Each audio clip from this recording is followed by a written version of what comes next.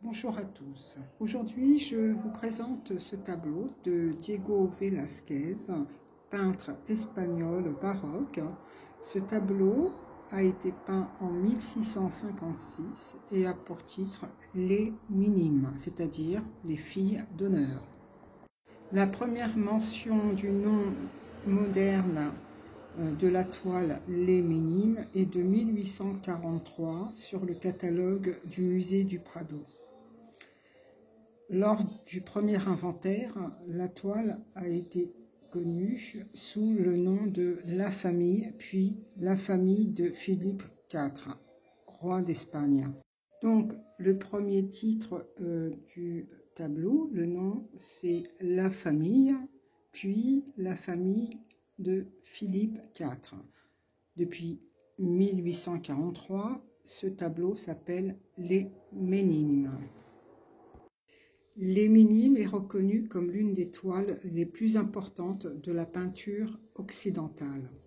À cette époque, la peinture était considérée comme une technique et non comme un art. Velázquez entre au service de Philippe IV d'Espagne en tant que peintre officiel du roi en 1623. Il supervise la décoration du palais. Il est responsable d'achat de tableaux pour le compte du roi. Il est anobli et nommé Oposentador Mayor de Palacio en 1651. Maître des appartements du palais, quand il peint les Minimes, il est au service du roi Philippe IV depuis 33 ans. Velázquez fait partie aussi de l'ordre de Santiago. C'est l'ordre de Saint-Jacques de l'Épée. C'est un ordre militaire et religieux catholique, un ordre honorifique en Espagne et du Portugal. Selon les experts, sur ce tableau, il y a deux anomalies. La radiographie, lors d'une expertise, a révélé que la moitié gauche du tableau n'était pas occupée par la représentation du peintre, mais occultée par un long rideau rouge. La deuxième anomalie, la joue de l'infante Marguerite Thérèse, fille de Philippe IV, personnage central du tableau. Sa joue gauche a été repeinte car endommagée par l'incendie du palais Alcazar, palais royal de Madrid, en 1734. L'infante Marguerite Thérèse d'Autriche a 5 ans lors de cette représentation de la toile Les Minimes. Elle est entourée de divers personnages. Il y a au total 9 personnes dans la toile, plus 2 autres sur le fond, c'est-à-dire au tableau, il y a un couple représenté au fond, si vous voyez un peu. Donc, c'est-à-dire qu'au total, il y a 11 personnages. Mais j'en compte 12 puisque je compte le chien. Le chien est très important parce qu'il est en premier plan. Le chien est en premier plan. Le personnage principal est la jeune fille, mais le chien est en premier plan. Petit aparté, je remarque que dans certains tableaux, il y a beaucoup de chiens représentés, mais rarement de chats.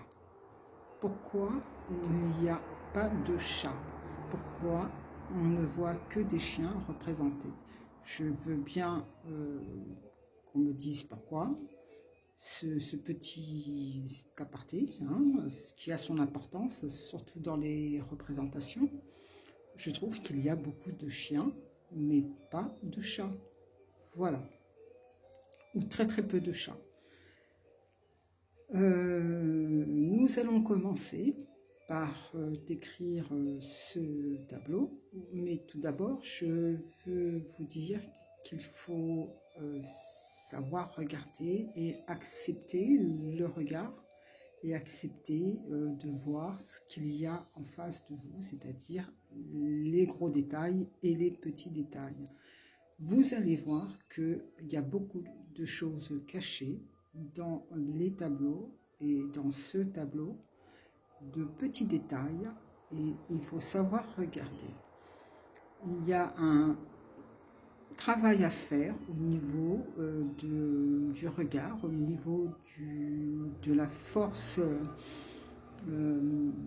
oculaire, hein. Je ne sais pas si ça se dit, mais il faut savoir regarder en plusieurs dimensions, chose que nous avons perdue, parce que je pense que ça faisait partie de l'être humain d'avoir cette vision, non pas en 2, 3 ou 4 dimensions, mais en plusieurs dimensions. C'est-à-dire que vous voyez une chose, mais il y a plusieurs choses à l'intérieur qui sont imbriquées et qui signifient dans un ensemble une image. C'est très compliqué à expliquer, mais c'est une technique qui se fait. On regarde principalement, on voit ce genre de technique dans l'art et dans la civilisation hindoue, ou dans les statues, les représentations. Il y a plusieurs façons de regarder une scène dans son ensemble et en plusieurs dimensions. Il y a plusieurs lectures. Je précise que les artistes qui ont fait ce genre de toile, certaines toiles, hein, ces artistes sont des initiés. Ces artistes ont des connaissances autres que celles de l'art. Ils ont ce côté alchimique, ésotérique et mystère, et des secrets cachés et non révélés. Et je ne vais pas dire qu'ils étaient au courant, parce que je ne sais pas si c'est eux qui ont œuvré de cette manière, mais je me pose la question, qui a œuvré de cette manière pour nous révéler ces détails cachés. Ce genre de toile, quand vous le regardez, quand vous détaillez ce genre de toile, vous allez voir que c'est trop précis pour que ça soit fait par une main d'homme. Une main, je dis bien une main d'homme. Je ne veux pas dire que c'est fait par une machine, mais la technique est tellement fine, tellement pointue, qu'une peinture comme celle-ci, ça doit prendre du temps. Je ne veux pas dire 2-3 mois, je veux dire même peut-être une année, une bonne année, parce qu'il y a tout un travail de perspective qui est là, qui est présent, de personnages, de scène, de mise en scène, qui fait que l'ensemble du tableau parle et il y a un langage. Chaque personnage ou chaque objet représenté a un symbole et parle de lui-même, a son propre langage. Ça peut être un peu mélangé, ça peut être complètement décalé, mais chaque personnage a une position, et cette position est un symbole à décrypter ou un langage particulier ou veut dire quelque chose. C'est c'est très dans le mimétisme, je trouve, et mimétisme caché qu'on ne sait plus regarder. Voilà. Je pense que le langage premier est celui de l'image. Ce n'est pas le langage verbal, c'est celui de l'image et de la gestuelle. Je vous ai parlé de la toile du fond qui fait partie des personnages présents du tableau. Ces deux personnages sont le couple royal. Donc, à ce que les historiens disent, c'est que c'est un reflet de miroir qui fait qu'ils sont en dehors de la scène, qui regardent la scène face à ce miroir. Et c'est le reflet du couple que vous voyez là, en tableau, en forme de tableau. Donc c'est un miroir d'après les historiens de l'art. Il y a aussi autre chose que je voulais dire, c'est que dans cette forme de tableau, il y a plusieurs parties, effectivement. Il faut regarder en bas, il faut regarder en haut, sur la droite, sur la gauche, au centre et dans son ensemble. Et chaque élément est important. Chaque élément est aussi fait partie du tableau et dans l'histoire du tableau. La décoration n'est pas la décoration que vous pensez, ce sont des choses qui font partie du tableau, ce ne sont pas des décorations, je vous ai dit, ça fait partie de la lecture autre de ce que vous voyez là devant vous. Alors, qui sont ces personnages? Bon, en premier, il y a le chien. Les deux personnages sur la droite, de petite taille, il est dit que ce sont des nains. Donc le premier en rouge, je vois bien que c'est un petit garçon, hein, il doit avoir 5 ans, 5-6 ans. À côté, effectivement, c'est une naine. À côté, qui fait la révérence, c'est Donna Isabel de Velasco. Il y a l'infante Marguerite Thérèse, personnage central. Vous avez à côté Maria Agostina de Sotomayor qui est à genoux avec un plateau dans les mains. Elle sert un verre de couleur rouge.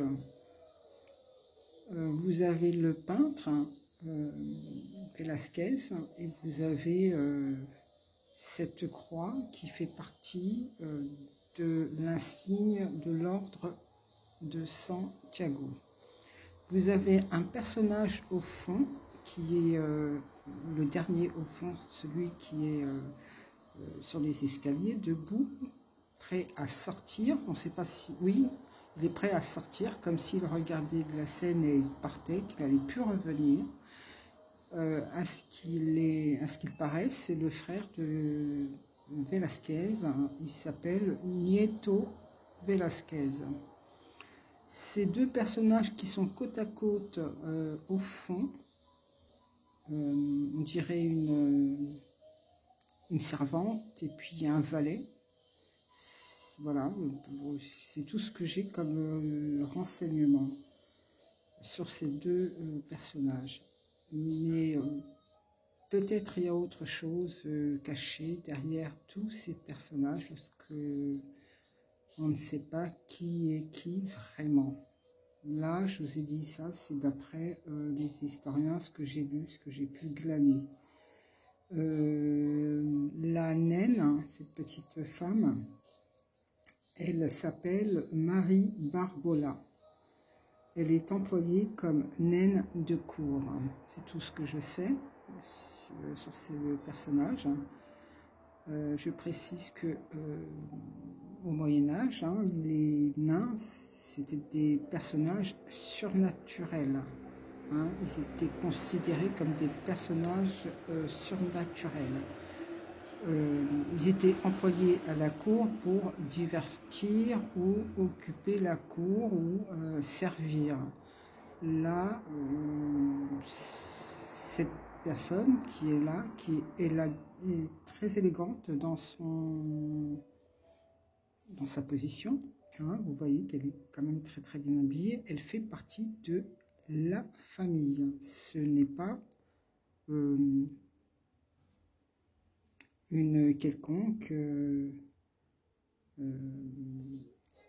un quelconque personnage d'amusement pour la cour. Je ne pense pas. Voilà. Je voulais aussi vous dire que ces deux personnages au fond, ce couple qu'on ne voit pas très bien, ça va être détaillé tout à l'heure, ils sont côte à côte. Ils sont côte à côte comme le couple du tableau au fond. Donc je me pose la question si ces deux couples ne sont pas vraiment les parents de ces enfants qui sont là devant vous. Je parle de ses enfants parce que je pense que ses enfants sont tous de la même famille. Ils ne sont pas des pièces rapportées ou des amis, ce ne sont pas des connaissances. Ce sont tous de la même famille, puisque le tableau, c'est la famille. Nous allons commencer les descriptions, mais pour un meilleur confort visuel, il serait préférable d'être dans la pénombre ou d'avoir très peu de lumière autour de vous. Voilà, donc nous allons commencer par le chien. Nous avons le chien couché. Il semble paisible. C'est un chien adulte, âgé. On sent qu'il est âgé, qu'il a du vécu. On va commencer par regarder ce portrait. Regardez bien, hein, travaillez votre regard. Il y a un portrait de profil qui est là. Vous allez voir après que ces deux portraits en fait comptent. Et il y a aussi ce portrait-là qui est là, ça semble une femme. Hein, c'est particulier comme visage, vous allez voir au fil du temps qu'il y a des visages particuliers, des personnages, des êtres différents. Vous avez aussi ce personnage-là. On ne voit pas trop bien, et puis à côté il y a un autre personnage, un autre profil, côte à côte, toujours des profils côte à côte, différents profils côte à côte, et celui-ci pareil, profil côte à côte. Voilà. On voit bien les traits hein, quand même. Il y a ce trait-là qui est bien voyant, on regardera tout à l'heure de plus près. Et puis il y a ce personnage qui est de profil et qui est surprenant aussi. On voit bien que c'est un profil. Donc vous avez celui-ci en premier, puis vous voyez qu'il y a différentes images et surprise dans l'œil. Vous avez deux êtres, deux petits êtres cachés dans l'œil. Il y en a un qui tend le bras. De plus près, regardez. Donc vous reconnaissez hein, cette partie-là avec ce compagnon à côté, là, voilà, avec des lunettes, hein, vous voyez bien, hein, bien, la personne à côté elle a une couronne on dirait, je sais pas. Donc vous reconnaissez celui-ci, je vous ai dit, hein, les têtes sont imbriquées, on a l'impression qu'il y a trois têtes qui sont superposées, mais on voit bien qu'il y a des visages, ce sont des visages, il y a des traits, voilà. C'est intéressant, hein.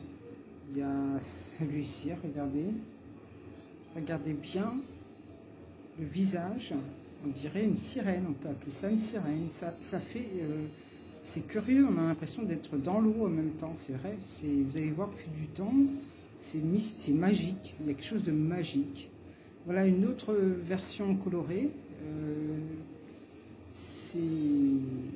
voilà, ça a travaillé, c'est pour travailler le regard. Vous allez reconnaître ce que je vous ai décrit tout à l'heure, le profil, on reconnaît les différents personnages. La version inversée, vous reconnaissez ce groupe de personnages qui est là, 4 individus. Et le petit à côté, un peu plus bas. Et on a l'impression qu'ils sont, comme je vous ai dit tout à l'heure, maintenus par une anse en métal, regardez. Donc on dirait un panier, hein, qui sont portés dans un panier. Il y a aussi ces deux autres un peu plus bas têtes. Vous avez la première tête et juste à côté une autre tête, on dirait qui porte un masque, là. Hein. Et vous avez ce personnage que vous connaissez maintenant, ce que je voulais montrer, et celui-ci qui est très souriant, et à côté, un peu plus bas, un autre personnage, notre visage, profil, et celui-ci aussi, plus petit, hein, de profil, toujours. Et un peu plus bas, un autre visage, avec des lunettes, apparemment.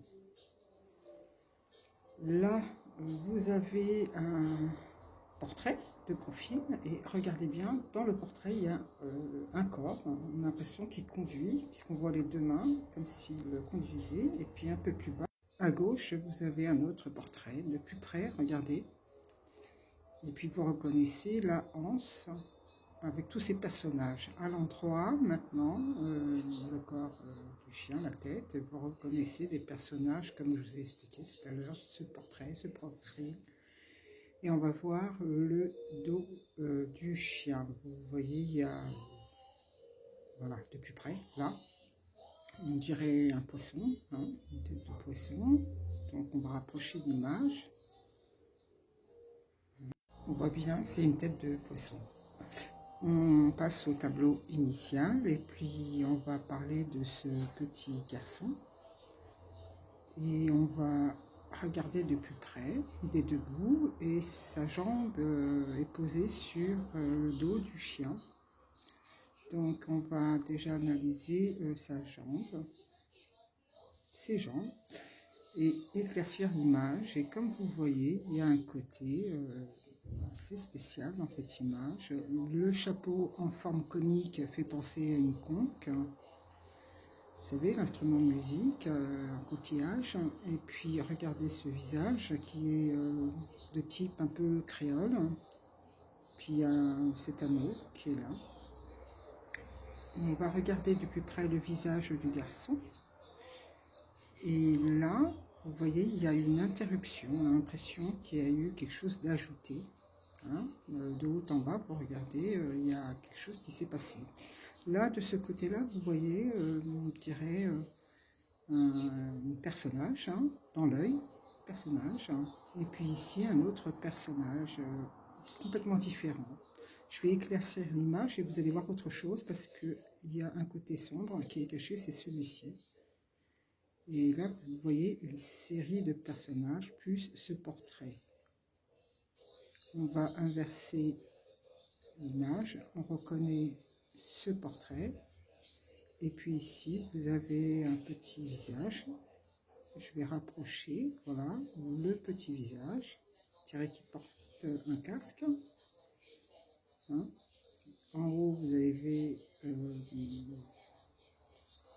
ce portrait que vous reconnaissez, qui est là. Voilà, j'ai agrandi. Et en haut de sa tête, un autre profil inversé. Mais regardez bien en bas, ce visage-là, il comporte plusieurs traits. On va voir l'image de plus près, vous allez voir que c'est pas la même chose. Comme quoi, c'est très bien fait. Voilà. Donc vous avez ce visage du bas que vous avez vu en premier, mais vous avez vu qu'il y a une tête avec des lunettes sur ce visage, sur ce portrait. Oui.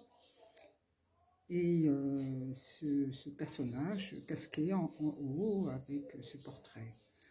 On va revenir, regardez bien l'image, hein, il y a un travail de regard sur le garçon. Et puis on va regarder son vêtement. Hein. Vous avez vu qu'il est très très bien habillé, c'est bien coordonné, les tons, on voit que c'est de la qualité. Donc du côté de son épaule, vous voyez ces deux portraits imbriqués. Là on voit de plus près, vous avez ce portrait là et celui-ci, le plus grand, tous les deux imbriqués. Et vous avez aussi ce petit portrait sur le côté, en bas, un peu plus bas, vous caché.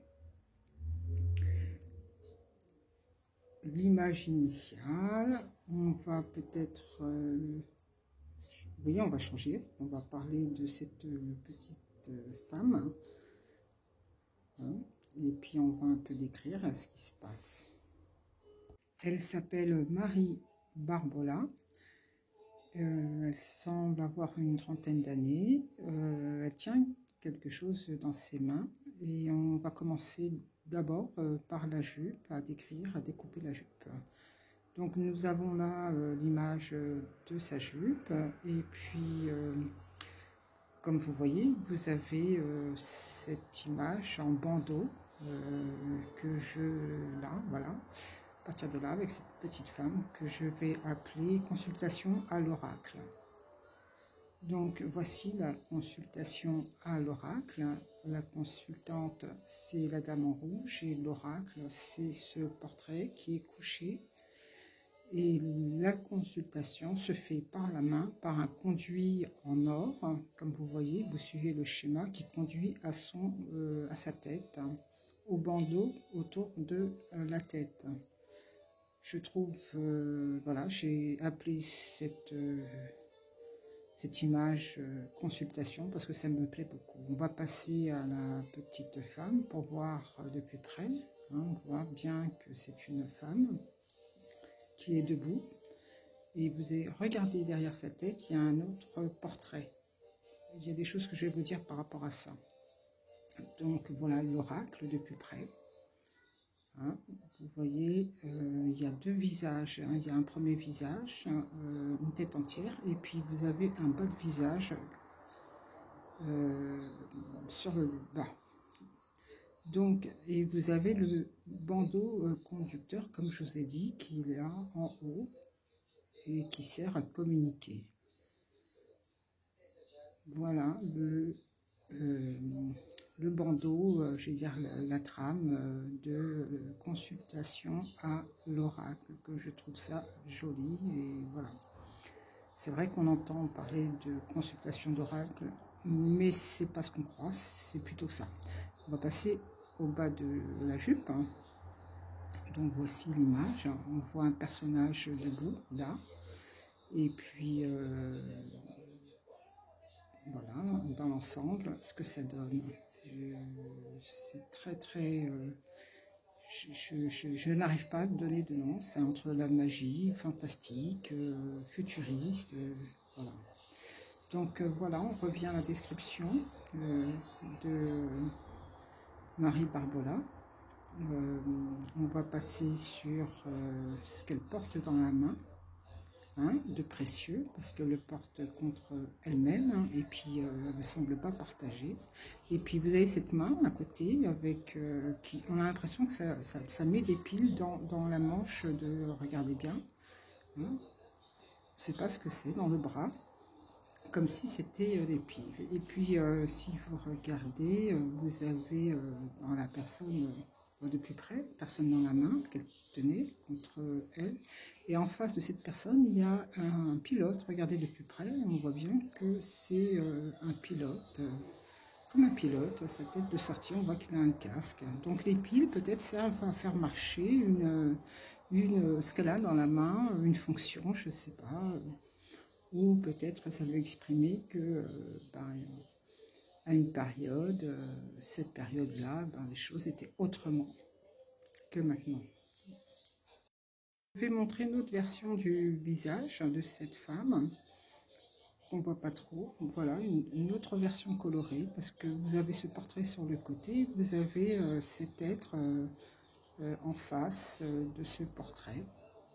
Donc c'est un profil intéressant, parce qu'on c'est pas visible, mais quand on rapproche, voilà, comme ça, on voit qu'il y a deux espèces de petits bonhommes, on dirait des astronautes, hein, pourquoi pas, sur ce portrait qui est collé à cette femme. Donc vous voyez ces deux petits astronautes qui sautent, on a l'impression qu'on est vraiment dans l'espace ou dans l'eau. Là on va passer à l'image de Donna Isabella de Velasco, celle qui fait la révérence. Elle doit avoir entre 13, 14, maximum 15 ans. Pour moi, ce n'est pas une jeune fille, c'est un garçon. On va voir de plus près son visage et vous allez comprendre pourquoi je dis ça. Regardez, à partir de voilà, ici, il y a une coupure. On voit qu'il y a une coupure, il y a deux visages collés l'un à l'autre. On voit qu'il y a un profil et un autre visage caché. Voilà, je ne sais pas si vous voyez bien. On va voir de plus près. Donc voilà la partie découpée, la première partie.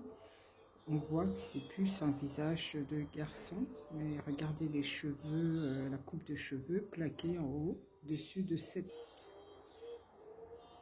voilà un peu plus clair la version, et vous voyez l'autre côté coupé, c'est un autre visage, alors peut-être féminin, mais voilà, on voit qu'il y a un autre visage plus clairement. On va passer au coloris naturel. Donc vous voyez cette coupure. Et là, vous avez une tête d'un monsieur. Hein, on voit. Et ce côté-là, vous avez un visage avec des lunettes blanches. Hein, c'est surprenant. Et on va regarder maintenant la main de la jeune fille parce qu'elle est richement décorée. Et on va voir ça de plus près, essayer de voir de plus près ce qu'elle peut nous montrer de très joli. Donc là, ici, vous avez un portrait tête africaine. Hein, et puis, on va voir le côté inversé, ce que ça donne, s'il y a autre chose qui nous parle. Donc, on voit l'image. Il y a un autre portrait qui apparaît ici, hein, un autre visage. Et on va voir de plus près pour voir ce côté rouge là, en ruban, ce que ça peut nous offrir. Et vous voyez de plus près ce que ça donne. Donc il y a un tout petit personnage là sur le côté, on dirait. Puis le reste, on voit, ce sont des portraits. Voilà. Donc on revient et puis on va voir ce côté-là de la manche. Donc vous avez ici une broche, une jolie broche. Et sur le côté, vous avez un personnage, mais si vous regardez vraiment, vous allez voir que c'est trois profils mélangés. Et là, ici, vous avez un autre personnage, on dirait qu'il a une peau en ivoire, c'est bizarre ce côté, voilà, de plus près, maintenant vous voyez bien ce personnage, ici, et puis là, les trois profils côte à côte, hein, proches, hein, et puis c'est toujours ce même personnage en ivoire qui porte aussi une espèce de lunette, si on voit. Un peu. Puis là, il y a aussi un autre portrait qui apparaît, qu'on n'avait pas vu tout à l'heure. On va passer à la poignée de la jeune fille, hein, parce qu'elle porte de jolis bijoux. Et regardez, il y a une anomalie du côté de l'index, hein, des doigts, de la main. Hein, vous voyez, ce côté-là, c'est ça ne fait pas partie de sa main. On va regarder cette petite décoration là qu'elle a en bijoux et on a l'impression que c'est une petite poupée. Voilà. Elle a ce visage à deux faces. Hein, regardez ce côté-là. C'est un bijou. Donc on va passer au couple, la servante et puis le gardien pour décrypter ce couple. Et on va commencer par le visage de la servante. Voilà. Donc vous voyez de ce côté-là, vous avez une petite figurine ici. Et on va éclaircir l'image. Hein. Et vous allez voir dans l'ensemble ce côté-là. Voilà. Et il y a une deuxième figurine sur sa tête au-dessus. Et puis là, en bas, regardez cet être étrange qui regarde et ses têtes superposées. On va revenir au couple. Et ce qui m'intrigue un peu dans cette image, c'est l'éclairage. Vous voyez, au-dessus du couple. Voilà. Plus clair. Hein. Et cet éclairage, c'est pas une lanterne, ce ne sont pas des bougies non plus. Je ne sais pas si ça marche à gaz, hein, si à l'époque ça marchait à gaz, mais il y a quand même une technologie qui est, on va dire, qui est bien présente, qui est développée à cette époque-là. Hein. On n'avait pas ce genre d'éclairage, on ne pensait pas voir ce genre d'éclairage, mais ça éclaire aussi bien la pièce face que de l'autre côté. Il y a un reflet qui illumine des visages, comme vous pouvez le voir, grâce à cette lampe au-dessus, que je pense qu'elle est électrique. Donc, ce couple de servante et puis ce gardien, on va parler de la servante et puis on va regarder dans son visage, sur son visage de côté, ce que ça peut révéler. Donc ici, de plus près, on remarque qu'elle porte un couvre-tête assez spécial, peut-être brodé. Et là, sur le bas, vous voyez, il y a un petit portrait avec le casque. Et regardez bien son visage à cette servante. Il y a une petite, c'est pas une anomalie, mais on voit qu'il y a un visage, quelque chose de dissimulé, que c'est pas son vrai visage, qu'il y a un autre visage auparavant, moucheté, marqué. Là, on voit à l'envers, la version inversée. Donc, comme je vous ai dit, ce côté moucheté, on le voit très bien ici. Et puis là, vous avez ce petit être, là, on dirait un pilote, hein, ici. Et du côté de l'épaule, regardez cet homme debout avec son anneau. On voit bien son anneau en reflet. Donc là, l'image dans la version correcte, on voit bien qu'il y a un autre visage dissimulé. On voit bien les traits. Nous allons voir ce qu'elle tient dans la main. Regardez, on dirait la tête d'un bébé, hein, ou d'une poupée, mais j'ai bien l'impression que c'est un petit personnage. Donc inversé, l'image inversée donne autre chose. Regardez ce petit objet en forme de coquillage. Vous allez voir de plus près. C'est un véhicule qu'elle tient dans la main. De plus près, l'image. On voit le pilote ici. C'est très bien fait. On va voir l'image à l'endroit maintenant. Donc, c'est bien la tête d'un enfant qu'elle tient, hein, dans ses mains. Et puis, on va passer maintenant au gardien. On va un peu décrypter ce qu'il cache derrière son air sérieux, hein. Donc, je pense que c'est le gardien, le garde du corps. Et puis là, regardez sur son visage, le portrait. On voit un petit bonhomme, un petit être, hein, et juste en bas, regardez, une autre tête qui apparaît. C'est vraiment fondu dans l'image. On revient à l'image initiale et on va parler du frère de Velasquez. Et on va d'abord parler de la porte, un petit détail que j'ai remarqué sur les portes. Donc on dirait des portraits, regardez ces petites têtes de profil.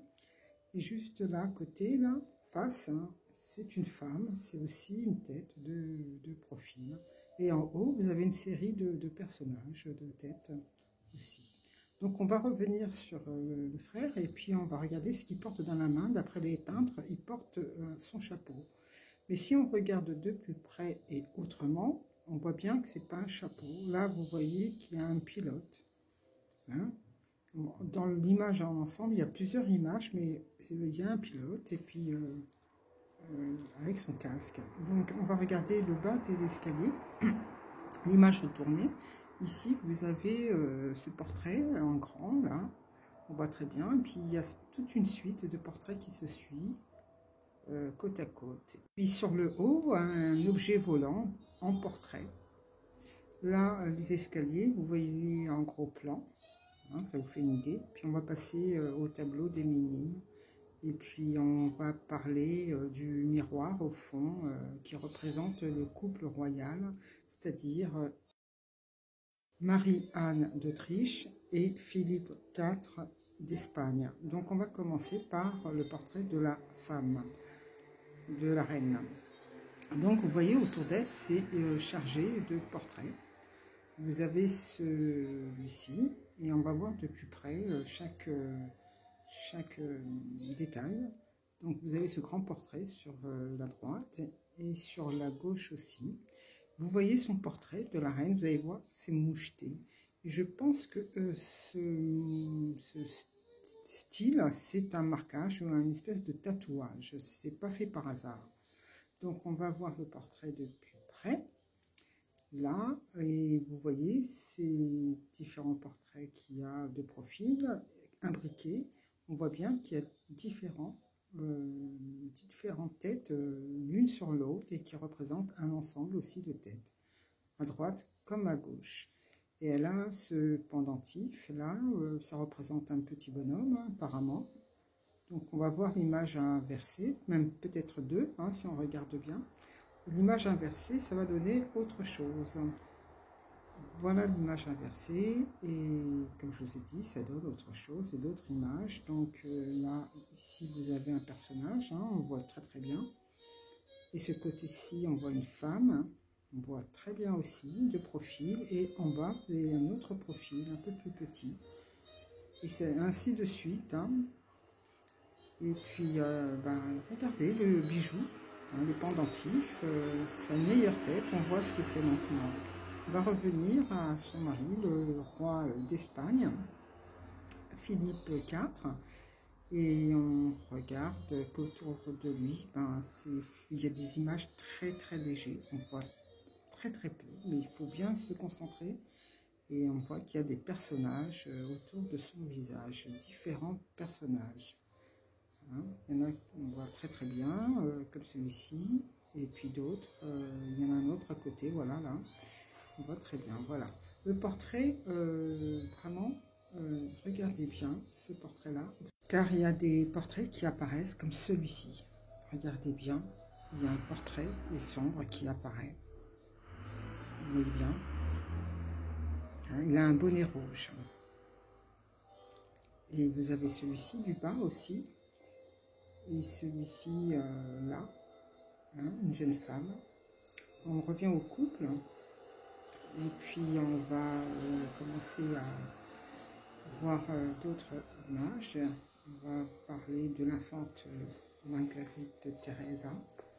Et puis on voit qu'elle détourne son regard, on lui présente un plateau et elle détourne son regard. On ne sait pas pourquoi. Mais elle nous fixe, on sent qu'elle nous fixe. On regarde le poignet. Et puis regardez ce petit personnage qu'elle tient dans la main. L'image un peu retournée. Et il y a un autre personnage qui apparaît dans la même main. Regardez bien la forme du personnage, hein, de ce profil. Et là, la petite poupée, en poignée, en bijoux. On revient sur le portrait. Et puis, regardez ce profil, qui est très joli. Et puis, vous en avez un autre là, agrandi, éclairé. On voit mieux. On va voir aussi inversé ce que ça donne. Et c'est bizarre parce que vous avez ce petit... portrait là de profil, hein, sur une forme bizarre, et puis vous avez cette broche. Et regardez bien la broche, il y a plusieurs visages imbriqués, comme je vous ai expliqué tout à l'heure. C'est une broche, hein, on se pose la question. Là, c'est un autre sens. Donc vous avez ce personnage que vous voyez, et là on a l'impression d'avoir un couple, donc ils sont face à face, le couple et le personnage. Voilà. C'est bizarre, on sent qu'elle a un casque aussi, je sais pas, quelque chose qui la couvre, mais ça a l'air un casque, une forme de casque en tout cas. Donc ils sont face à face, hein. Là de plus près, donc on voit bien qu'elle sourit, hein. Il y a quelque chose qui se passe, et vraiment, ce sont des êtres, hein, ce sont des profils qui sont face à face. Donc là, on va revenir à la broche, au bijou. Puis vous avez ce petit bonhomme là, un petit peu. Puis là, un plus petit, en haut. Et on va revenir à ce service avec ce petit vase, hein, ce broc de service. Et puis là, vous avez un portrait. Et là aussi, mais de plus près, regardez les mains. Hein, elles ont des formes bizarres. On ne sait pas du tout ce que c'est, mais non. Pas vraiment des mains. Et puis le fond, vous reconnaissez ce portrait, hein. Et puis le petit, là, on ne sait pas ce que c'est, hein. On dirait, je ne vais pas dire un renard, mais bon, c'est une bête, en tout cas, dans ce sens-là, hein, on va dire ça. Et puis là, vous avez sur le fond blanc, là, un personnage confondu. On va revenir sur la jeune fille, et puis on va parler de ses cheveux. Donc là, vous avez deux portraits de profil imbriqués, hein. Et puis ici, dans l'autre sens, vous avez ce profil qui apparaît. Et puis là, vous avez une série de têtes inversées, regardez. Là, ça donne un autre visage. Et là, cette série de têtes. Comme ici. On va passer à l'autre image. On va passer au dos de la jupe. hein, au dos du chemisier plutôt.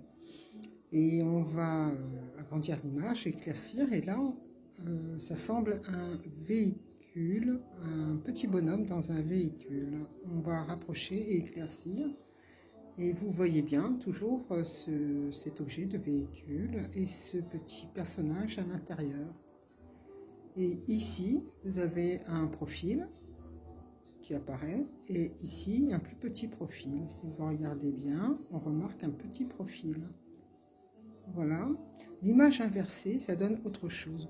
Vous avez cette série de personnages sur une toile de 1656. Vous avez cette autre série de fond blanc et gris de personnages de profil. Et là aussi, hein, il est marqué sur le visage, hein, comme des traces, des tatouages. Et là, ce profil, un autre profil qui apparaît sur le côté. Il y en a plein.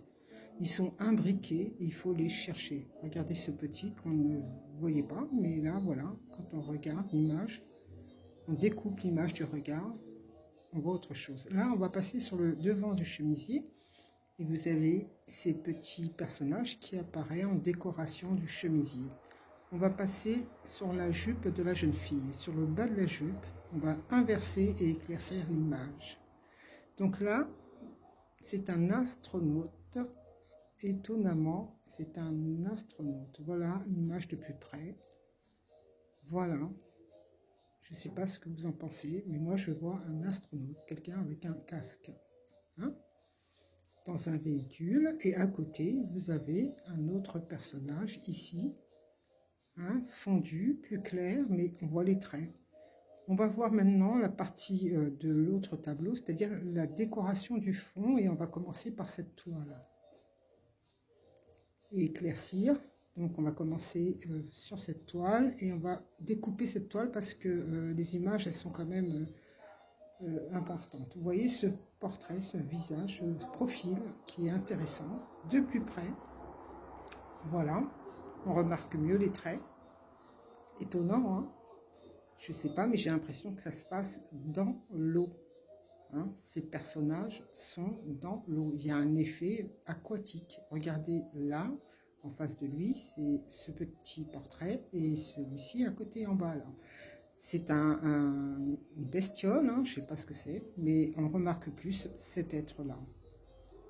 On va passer à l'autre partie du même tableau. Donc on remarque qu'il y a un homme là et une tête ici. Et il y a d'autres personnages fondus, si on remarque comme celui-ci. Hein, dans l'image. On va passer au deuxième tableau, celui-ci. Donc là, on voit un homme, il semble avoir le bas en queue de poisson, hein, légèrement, si on voit l'image. Et vous remarquez de plus près. Hein. Ce qu'il y a d'intéressant, c'est de voir tous ces traits qui apparaissent au fur et à mesure, on regarde le tableau dans l'ensemble. Donc là, vous voyez bien qu'il y a une personne, hein, même deux personnes, et il tend un objet conique, un coquillage, un conque. Et puis là, vous avez différents portraits en face de cet homme en poisson, triton ou Mathias. On ne sait pas qui c'est. Donc voilà, et vous avez celui du bas qui apparaît aussi, qui est complètement différent. Hein, mais ce couple, vous allez voir de plus près que c'est un couple.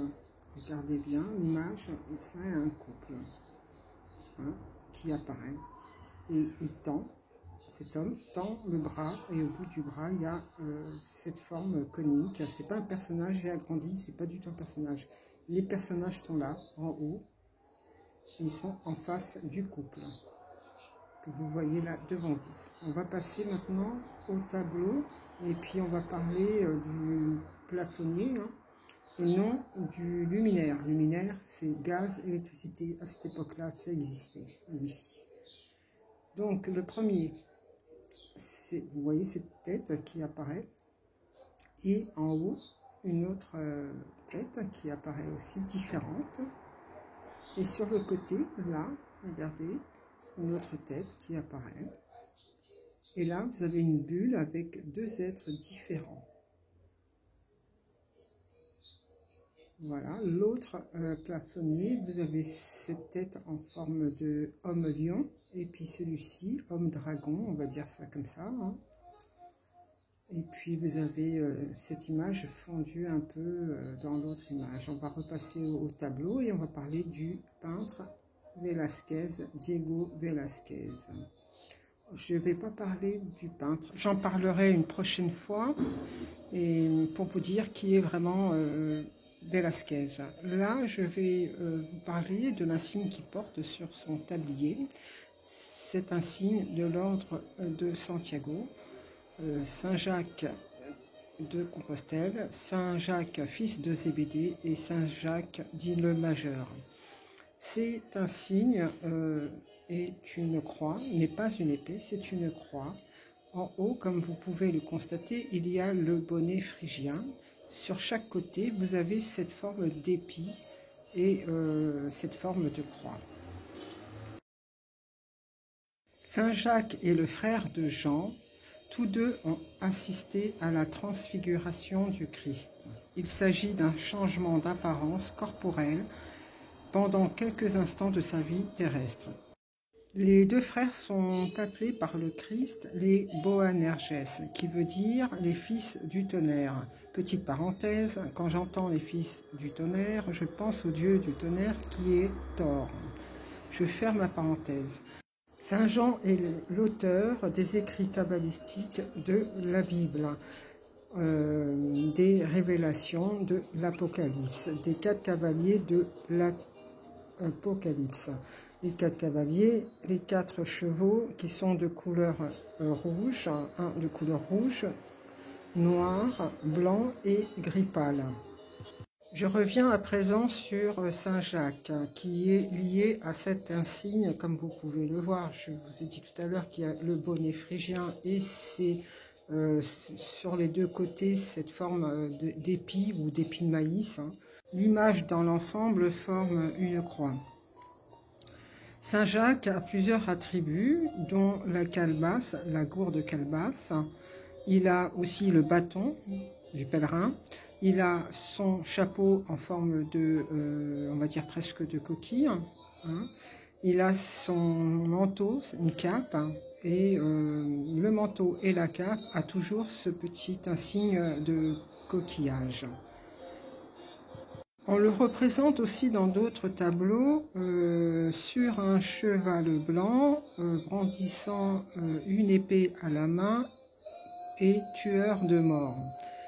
Je n'arrive pas à associer ces deux images, l'un en tant que saint et l'autre en tant que tueur de mort, tenant une épée à la place de son bâton ou du bâton de pèlerin. Il n'y a aucune preuve qu'il ait séjourné dans la péninsule ibérique. Il est représenté, Saint Jacques est représenté en tant que protecteur de l'Espagne et du Portugal à cette époque-là, à cette période-là. L'Espagne et le Portugal possédaient aussi l'île, la Corse et la Sardaigne, une partie de la Sardaigne. Saint Jacques fut tué par l'épée, décapité par Hérode vers l'an 44. Petit erratum, je vous ai parlé du chapeau de Saint Jacques en forme de coquille, mais il est plutôt en forme de conque, tout comme le bonnet phrygien en forme de conque. La Phrygie est un des peuples de la mer, comme le mentionne Hérodote. Nous allons passer par ce médaillon. Comme vous pouvez le constater, il a le bonnet phrygien, un signe de liberté. Là, vous avez les rois mages représentés, chacun avec un bonnet phrygien. C'est une fresque du 5e siècle. Ils portent dans leurs mains des formes de coquillage, de plats en forme de coquillage concave et convexe. Vous avez ce portrait. Ce qui est écrit sur le bonnet phrygien, c'est marqué Astinae, qui veut dire roi de la ville ou seigneur de la ville. Donc le bonnet phrygien représente l'insigne du pouvoir, d'une position dans la société. Comme vous voyez, il porte des lunettes et sur le côté, c'est un peu creusé, comme si on voulait cacher quelque chose. Et si vous remarquez, il porte un bonnet, mais c'est plus un casque avec ses lunettes d'aviation ou de vol. Là, on va revenir sur l'image de l'insigne et je vais parler et vous décrire quelques tableaux, quelques images de Saint-Jacques de Compostelle. Là, il est représenté sur cette fresque et nous allons voir une autre version de cette même fresque colorée. Et vous voyez Saint-Jacques avec sa canne de pèlerin, son chapeau en forme conique, en forme de conque, et puis sa gourde un peu plus bas. Là, vous voyez de plus près son chapeau. Et l'insigne qu'il a sur le chapeau n'est pas une coquille. Vous voyez son bout de bâton de pèlerin et vous voyez que ça forme un tout petit visage. Donc de plus près le chapeau, donc on voit un personnage comme un personnage. Et là sur le côté vous avez un portrait comme en profil et vous avez un autre portrait ici. Donc à l'envers, ça représente en tout cas plus un bateau voyageant, je veux dire, dans l'air,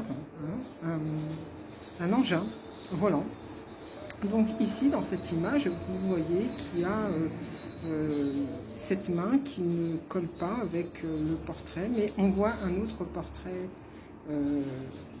derrière le bâton, de plus près, on voit qu'il y a un personnage et ce bras appartient à ce personnage qui est caché par le Saint-Jacques de Compostelle, c'est-à-dire dans la fresque. Vous voyez qu'il y a ce portrait qui apparaît ici, à l'envers et à l'endroit, avec ce haut en forme de coquillage, comme je vous ai dit tout à l'heure, et le bâton de pèlerin dans la main. Donc on se demande qui est vraiment Saint-Jacques dans l'image, parce que si on regarde, on voit qu'il y a deux images qui sont imbriquées. Là, c'est une autre version, un autre tableau. Saint-Jacques qui est représenté sur un cheval blanc, tenant dans la main une épée et avec comme un signe sur son costume, l'insigne de chevalerie de Santiago. Et en bas des pieds, vous avez les têtes de mort, dont celui-ci qui a une tête de coquillage, son chapeau a une forme de coquillage. Dans ce portrait-là que vous voyez très bien l'insigne, c'est l'insigne de Saint-Jacques avec cette coquille sur le chapeau. Ici, vous voyez une autre version d'un autre tableau, Saint-Jacques à cheval et les morts en bas, Saint-Jacques en tueur de morts. Ici, donc de plus près, cette croix de l'ordre de Santiago. Et à l'endroit, on voit très bien que c'est le même insigne qu'il porte. Un autre tableau, Saint-Jacques tueur de morts, épée à la main, le cheval blanc, et vous allez voir ce qu'il porte sur le chapeau. Ici, il porte le petit coquillage et en bas aussi. Et vous voyez sur le chapeau, il y a ces portraits de femmes noires. Et de plus près, regardez, on voit bien le profil. Et puis juste là, une tête de dragon qui apparaît en rouge légèrement. Donc l'insigne de l'ordre de Santiago, de Saint-Jacques, qui le montre bien du pouce. Regardez son pouce levé, montrant qu'il faut regarder dans cette direction. On regarde dans cette direction de plus près et on voit bien que cette croix représente un personnage avec un chapeau rouge. Et vous regardez bien cette croix, il y a d'autres personnages qui apparaissent. Donc cette croix, on a l'impression c'est un homme volant, on va dire ça comme ça. Voilà, il montre bien du pouce qu'il faut regarder dans cette direction. Donc, la croix. On la voit très très bien qu'il y a des personnages dessus. Une autre, c'est la même version. Vous voyez, il y a Saint-Jacques, tueur de morts. Donc, c'est pas cohérent cette histoire de tueur de morts. Une autre version, un autre tableau, avec la croix. Et cheval blanc, l'épée. On va regarder de plus près cette croix. Vous voyez, elle forme bien un personnage. Hop. Avec un bonnet phrygien, un bonnet rouge. Donc là, c'est un autre tableau. Vous avez Saint-Jacques et je suppose que c'est Saint-Jean à côté de lui, puisque ils étaient tous les deux pêcheurs et ils ont assisté à la transfiguration du Christ, c'est-à-dire l'élément montrant la partie divine du Christ. Là, nous voyons Saint-Jacques avec sa croix sur son vêtement. Et regardez cette forme que je vais vous montrer d'un peu plus près de la croix. Voilà, donc on voit bien ces traits là qui représentent un peu la coquille Saint-Jacques. Donc c'est la transfiguration qui est montrée ici, qui est décrite avec cette croix, la croix de Saint-Jacques, qui représente, vous voyez, comme si c'était un individu levé, volant. Hein, on va dire ça. Donc cette lumière divine qui est en haut, les rayons de la coquille Saint-Jacques représentent la lumière divine et symbolisent aussi la présence de Saint-Jacques et de Saint-Jean à la transfiguration du Christ. Cet insigne a le bonnet phrygien et dans sa main, il tient un bâton. Nous passons sur la toile entièrement et nous allons regarder sur ce côté de la fenêtre à droite. Comme vous voyez, il y a des images, des représentations. Vous avez du bas, on va commencer par le bas, le Graal. Et vous avez le milieu, cette croix, hein, la fenêtre, c'est cette croix que forme cette fenêtre. Et vous avez en haut une armoirie tenue par deux anges. Nous allons commencer par l'armoirie tenue par les deux anges, un ange noir et un ange blanc. On va aller. Et regardez bien l'armoirie, ça représente une tête particulière. J'ai cherché et j'ai trouvé que cette armoirie ressemblait étrangement à cette armoirie que vous voyez là devant vous. C'est l'armoirie de la Corse. L'image est bien là, la représentation est la même. Détournée, hein, on va dire ça aussi. Donc on va passer à ce côté-là et décrire ce côté beaucoup plus riche que l'autre. Vous allez voir, là il y a la corne d'abondance. Vous avez la tête symbolique de l'île de la Corse et vous avez ce petit chien assis. On se demande qu'est-ce qu'il fait là. Et un peu plus bas, vous avez cette tête avec ces deux coquilles de Saint-Jacques représentées. Puis on dirait une corne d'abondance à côté. On va passer à l'image retournée et on va voir que ici il y a des voyageurs. Voilà. Hein? Cette tête, c'est un vaisseau. Et ici, c'est peut-être les îles de Cervicale, les îles dites de la tête ou du crâne. Retenez bien cette île. Là, vous avez les pilotes, donc on retourne l'image normalement et vous allez voir que ce portrait, c'est la carte de la Corse. Et comme vous allez voir, je vais vous décrire à peu près. Donc, ici, vous avez la première embouchure. Voilà. Un peu plus haut, la deuxième embouchure. Voilà. Et tout le profil correspondant à un profil d'un homme. Hein, tout le profil. Et vous voyez ce bonnet là, qui a la forme du bonnet phrygien. Je ne parle pas de la couleur. Donc on revient à l'image initiale du blason de la Corse, de l'armoirie. Il y en a plusieurs, je vais vous en présenter plusieurs. Et on va passer d'abord sur le côté droit de l'image pour vous décrire. Donc là, ça a l'air un peu plus pauvre. Vous avez sur le côté une tête, on dirait une tête d'éléphant. De plus près, hop, on a l'impression que c'est un éléphant qui est là. Des personnages au-dessus de la tête de l'éléphant. Hein, voilà.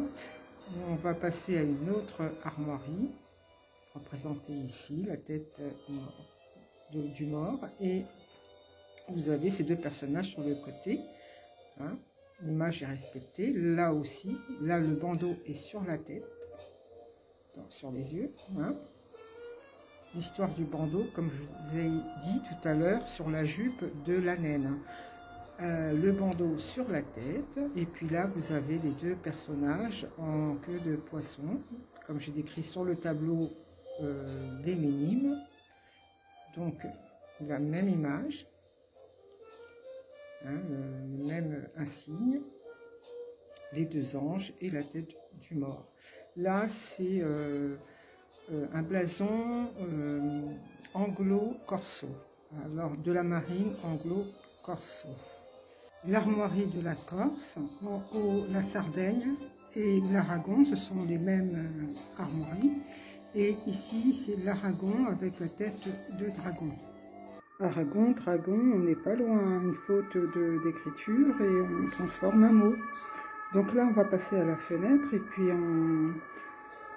l'ensemble de ces trois éléments qui posent question concernant Saint-Jacques de Compostelle, Velázquez, le Christ, Marie-Madeleine, le tableau, les Minimes et surtout la Corse. Il y a certainement un lien à tout cela. On va passer à la fenêtre, mais d'abord regardez ces personnages ici. On les voit bien. Et en bas, regardez, ce sont des personnages, hein, j'ai bien regardé de près, ce ne sont pas des maisons, hein, j'ai cru. Et là, on va regarder là de près, maintenant on voit bien les visages. Hein. Et puis on va regarder le Graal hein, de plus près, mais voir à quoi il ressemble. Et étonnamment, vous voyez, il y a deux faces sur le Graal, deux faces, deux profils. Hein, vous voyez, et regardez ce pilier qui est une forme inexacte, et puis il y a ce profil juste en bas, mais c'est le Graal qui pose question là. Hein. On le recherche, on ne sait pas à quoi vraiment il ressemble. Donc ces trois éléments parlent d'eux-mêmes, doivent aussi pointer un élément important, caché et non vérifié, non vérifiable, mais les tableaux, et je vais vous dire, tous les tableaux parlent. Cette armoirie parle, cette armoirie est la première armoirie de la Corse. Elle a été détournée à plusieurs reprises, détournée de façon à apporter une meilleure image de l'époque, hein, au fur et à mesure de l'époque, des temps qui avancent. Et là, on va passer à la fenêtre, encore une fois, et regarder l'ensemble, à quoi ça peut correspondre, à quoi, qu'est-ce que ça signifie dans son ensemble, et le lien avec surtout la Corse. C'est un lien qui pose question. Rappelez-vous, sur la jupe de la naine, de la petite femme, il y avait ce portrait couché avec le bandeau, comme je vous ai dit. Hein. Là, on va voir ce tableau de plus près, et puis regardez du niveau de la main. Là, ici, il y a un défaut, c'est que la main est mal positionnée, ou c'est pas la bonne main, parce que la main se trouve derrière la page. Normalement, si ça doit être dans le bon sens. Hein. Là, cette main est là, et regardez à la main, ici, vous avez une certaine blessure qui apparaît, une blessure qui fait penser à celle du crucifix. Hein. On va voir de plus près, regardez voilà, la blessure, hein, du clou, hein, on pourra dire ça. Et on va voir de plus près le livre, ce qu'il regarde, et puis on voit que c'est un album de photos, on va dire ça, hein, de photos. Il y a des portraits qui apparaissent, hein, vous les voyez, qui apparaissent clairement. Et dans l'autre sens, on voit encore d'autres portraits qui apparaissent. C'est vraiment un album photo, quoi. D'autres portraits, des portraits atypiques, hein, je vous ai dit, hein, voilà, on se pose des questions par rapport à ces portraits-là. Et là, on les voit en train de regarder en l'air, et ils regardent en l'air le Christ sur la croix. Et de plus près, on voit qu'il est pas posé sur le mur, comme s'il volait, hein. Il n'est pas sur le mur, c'est comme s'il était suspendu, qu'il volait, quoi, qu'il était en plein vol. En tout cas, l'image telle qu'elle est représentée, c'est comme ça qu'on peut voir cette image particulière. Hein. Il est en plein vol et il coïncide en plus avec l'insigne de la croix de Saint-Jacques, la croix de l'ordre de Santiago. On va passer à l'image plus près. Vous voyez, c'est vraiment avec cette croix, on pense, et le Christ dessus, en rouge, cette croix en rouge, on peut penser qu'il y a une similitude, qu'il y a un appel vis-à-vis de cette représentation et le symbolisme. Hein, on peut voir, on peut penser qu'il y a un lien, il y a quelque chose qui n'a pas été dit, caché, dissimulé, et puis transformé et travesti, certainement. Donc on va passer à l'image de la nappe et on va voir, comme vous voyez, il y a ces portraits qui apparaissent, qui sont visibles, ces profils. Et celui-ci, concentrez-vous, c'est un profil. Hein. Et celui-ci aussi, vous en avez deux à côté, deux profils qui apparaissent. Et on va passer, voilà, on va inverser cette image et vous allez voir que c'est surprenant. Vous avez cet homme qui apparaît avec une couronne d'épis et non d'épines. Hein, c'est une couronne d'épis. Et il y a cet engin en forme d'oiseau, cet objet, on va dire, qui est en face de cet homme. Qu'est-ce qui se passe par rapport à ça? On va rapprocher, on va voir ce que c'est cet engin. Cet engin, si vous regardez bien, parce que c'est un engin, il y a un pilote dans l'engin. De plus près, regardez. Ici, il tend son bras et il donne la couronne d'épis. Le pilote donne la couronne. Là, vous avez un autre pilote, juste en dessous. Voilà, et ces portraits qui apparaissent en bas. Dans l'ensemble, l'image, elle est très jolie. L'homme, vous reconnaissez cet homme. La couronne d'épis. Et l'engin avec ses pilotes à l'intérieur. Cet homme, en face de cet homme. La couronne d'épis. On revient sur Velázquez et puis on va un peu décrire son portrait. On va voir ce qu'il cache un petit peu sur le côté. Chaque côté, vous avez deux profils qui apparaissent. Deux profils. Et là, on va voir ce qu'il y a parce que pour moi, il y a quelque chose qui ne va pas. Il y a quelque chose à voir de près. C'est un appel. Donc voilà, je me suis permise de faire une coupure du portrait et de le mettre en gros plan. Regardez bien, il y a trois visages qui apparaissent. Il y a celui-ci en face, avec ses deux au-dessus de sa tête, pardon, et celui-ci, hein, qui se voit légèrement. Mais ces trois sont bien visibles, regardez de plus près. On voit les traits. Ils sont en face de cet individu et regardez au-dessus de sa tête. Voilà. Comme quoi les images parlent. Il faut les tourner, les regarder de plus près, voir ce que ça peut apporter. Parce que ça aussi, c'est quelque chose dans un style un peu futuriste. Et là, on a l'impression que c'est un souffle. Hein, un souffle divin, on va dire ça comme ça. Hein. Toutes ces descriptions et analyses sont intéressantes. Là, c'est la fin de l'analyse. C'est une première partie. Il y aura une deuxième partie. On parlera la prochaine fois de la manche du tablier de Velázquez. Je vous remercie d'avoir regardé patiemment cette enquête. Et il y aura une deuxième partie qui sera aussi intéressante concernant Velázquez, concernant les minimes, concernant l'infante Marguerite Thérèse, l'infante d'Espagne, reine d'Autriche, concernant la Corse, concernant aussi le Christ et tout l'ensemble, tout ce qu'il y a autour de Saint-Jacques le Majeur, Saint-Jacques de Compostelle, Saint-Jacques, fils de Zébédée. Je vous remercie d'avoir regardé attentivement les descriptions. Si cela vous a plu, n'hésitez pas à mettre votre pouce. Et puis surtout, revenez sur les images pour mieux les imprégner et comprendre ce qui se passe autour de ce tableau et autour du monde. Parce que ces tableaux, les œuvres qui sont là devant nous sont les premiers livres imagés de ce qui se passe dans ce monde, ce qui s'est passé avant ce monde, cette création de ce monde, c'est-à-dire de cette matrice artificielle.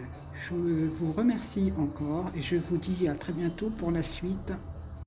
C'est pour ça qu'il est important de changer son regard face au monde et face à ce qu'on a devant nous, car ces tableaux sont des livres écrits. Ces tableaux nous ont été laissés pour pouvoir décrypter ce qui s'est passé auparavant, dans un temps où nous n'avons pas eu la mémoire exacte, dans un temps où les choses ont été peut-être effacées ou remplacées ou modifiées.